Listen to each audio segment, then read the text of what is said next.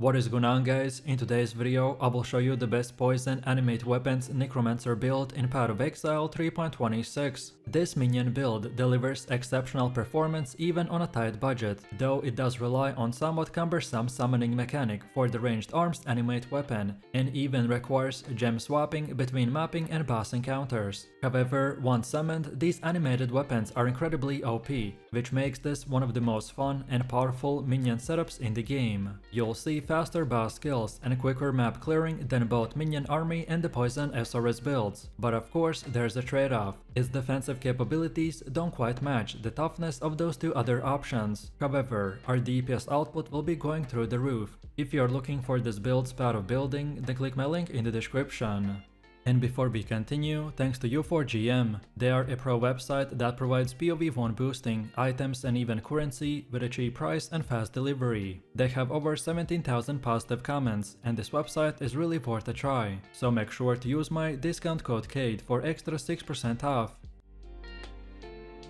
So let's start with an overview. In 3.26, our gameplay revolves around the Blade Fall of the Tartar skill gem, which replaces the standard Blade Fall. It significantly streamlines the summoning process by continuously generating blades while active, which costs 5% mana per second. But thanks to the Clarity and Mercenary equipped with a Shaper's Seed, the mana drain is almost zero. But despite this improvement, the build still has some complexity. You must manually summon all animate weapon of the ranged arms by using the Blade Fall, then swap to the support gems before and after a pinnacle boss, because by switching it will activate 2 green gems, which will give us appropriate damage and utility support. Then the summon weapons will last roughly about 85 seconds, which will require you to either way complete maps within that window, or resummon it mid-fight. Mapping also requires swapping faster attacks and the Vile Toxins for Pierce and the greater multiple projectiles, while the boss fights will call for replacing the Unleash with the Unbound element after the first wave is active.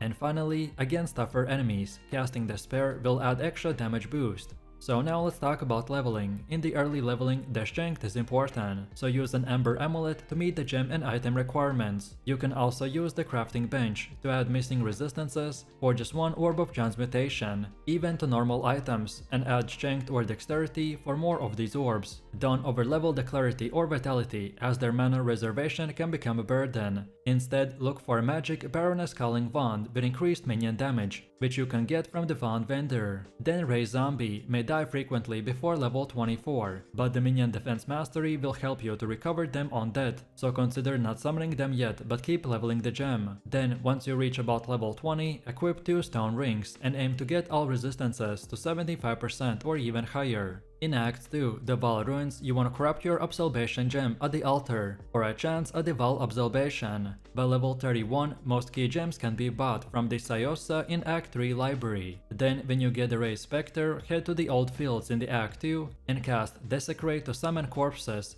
and then target the Carnage Chief by holding A and covering over the bodies. And then after summoning it, remove the Desecrate from your skill bar. And then begin leveling the 2 extra Ray Spectre and the Animate Guardian gems in the weapon swap slot, so later you could corrupt them to level 21 with the Val's Orb.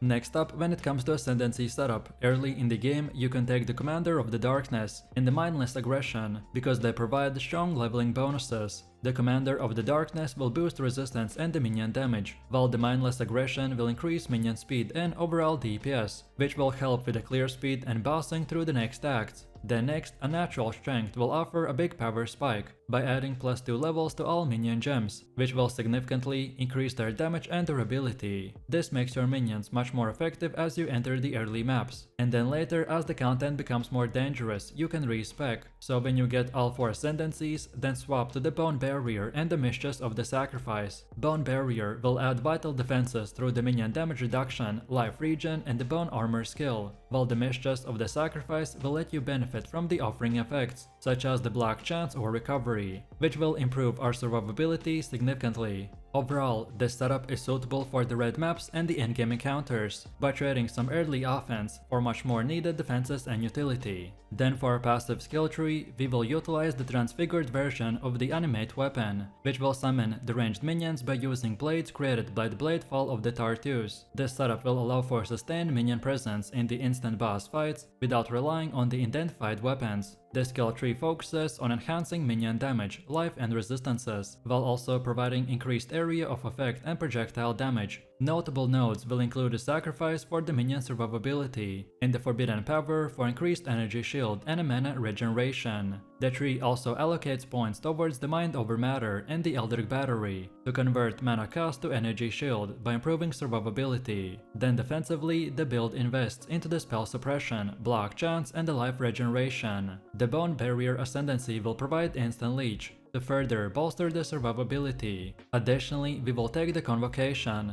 which will ensure that our minions are repositioned effectively during combat. Then defensively, the build scales poison damage through the passive tree nodes and the gear. So overall, the skill tree is designed to maximize minion effectiveness while maintaining a balance between the offense and defenses.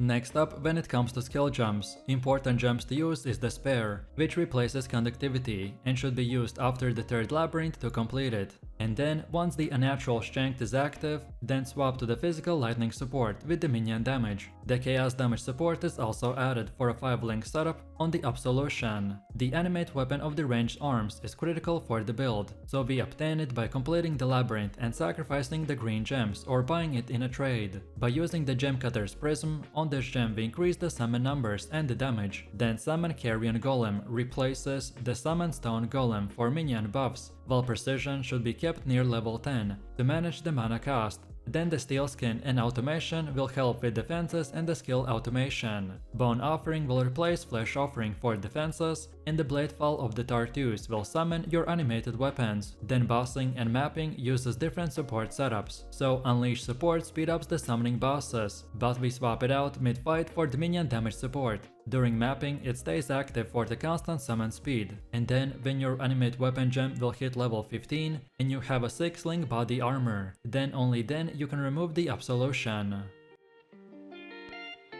Next we have gear. After the campaign, the game's difficulty will ramp up significantly, which makes it essential to upgrade your basic gear to more suitable equipment. This is where the Chaos Orbs and the other currency you collected during the campaign will become invaluable, so spend them on improving your gear so that you continue progressing smoothly. When upgrading, you want to prioritize life, minion modifiers and resistances on every piece you wear. Minion damage and attack speed stats only will appear on the wands, bone rings and the shields, though the shields cannot roll minion attack speed, but instead can have minion damage. Early on, you can find affordable pre-early gear examples in the Equipment tab to guide you through the upgrades. Purity of Elements can help cap elemental resistance, but you will still need gear that provides resistances, especially the Chaos Resistance. To reach the 75% cap, you want to aim for about 15% elemental resistance above the cap to counter the elemental exposure. A useful method to boost the Chaos Resistance is to apply the Screaming Essence of the Envy on already linked and colored item, ideally on Armor, Energy Shield and Evasion base. And then your end goal is to transition into the Armor and Evasion gear, and focus first on the item affixes over the base type. Additionally, if you find the crafting recipe for the Chaos plus the Elemental Resistance on the crafting bench in the maps, then you can use it further to improve your gear defenses.